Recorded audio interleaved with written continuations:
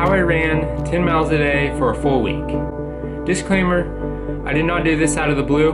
I actually run in college and I've been running for quite a while now, probably almost 7 years, which I know that's a long time for a lot of people. But I did start at 50 miles at the beginning of this summer, and I've worked up from 50 to 70 miles over that period.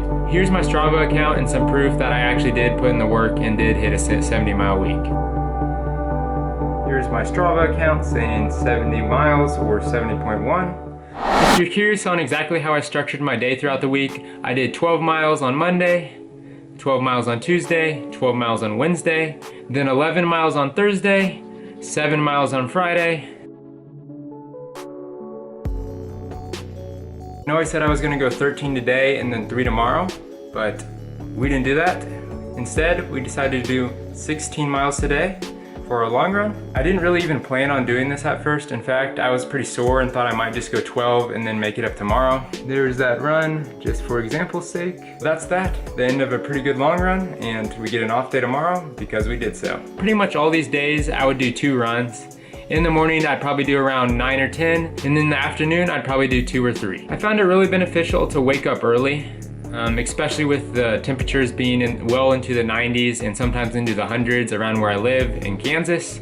It was really crucial for me to wake up in the morning and get my run in. And then in the afternoon, I'd do my really hot run, or I'd kind of wuss out and go do it on a treadmill. Along with this, I was also lifting 3 times a week. Now I lifted on Tuesday, Thursday, and Saturday. And the big thing with lifting for me is to make sure I don't get injured.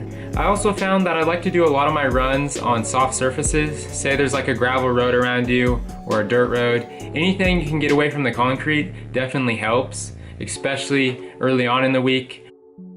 Now as far as food and drinks go, I didn't have really a strict diet.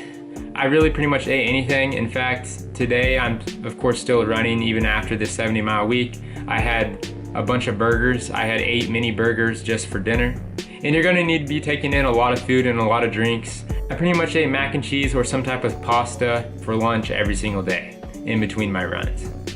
I didn't find a diet too big of a problem. The biggest thing was to make sure I'm eating and taking in the fluids I need in order to feel like I'm actually able to run. As far as rest goes, you don't really realize how much you need to rest until you're running a lot of miles. So for example, say I'd go out with a friend and we'd be playing basketball or something like that, or maybe frisbee golf. I kind of didn't really take into mind how much that's gonna affect me in the morning, the day after when I have to do a 9-mile run. Those are just things you don't really realize until you're putting a lot of energy into running. Really the only thing I took out of the norm this week that most runners might not take is run gum. And if you've seen my videos before, I'm a big fan of run gum. Another thing I found that people might be curious about is what kind of shoes I was using. The shoes I wear when I run most of my bigger, longer runs are these. These are called the Nike Zoom Flies. They're also probably known as the shoe with the carbon plates in them. This shoe has 3/4 of a carbon plate in it, and I just found it makes the shoe more comfortable. For most of my easy runs, I use these shoes, which I really don't recommend. These things are almost like you're just running barefoot on concrete, if I'm gonna be honest. So, probably not the best ones to use, but I did use these for a lot of my shorter runs in the afternoon. Watch-wise, I have a Garmin 920 XT. It's just a watch that tracks my mileage. Any watch will really do the job. I find a watch with GPS will probably be your best bet. That's all the gear I used. I mean, besides the clothes I'm wearing, and really, other than that, you just gotta plow through. I mean, it's important to take down weeks every once in a while, especially at high mileage. It can get very mentally draining, much rather than like physically draining. And with that, I'm about to go to bed because I got another run in the morning. For example's sake, that's what I eat right after a long run, usually to get my energy levels back for my second run of the day.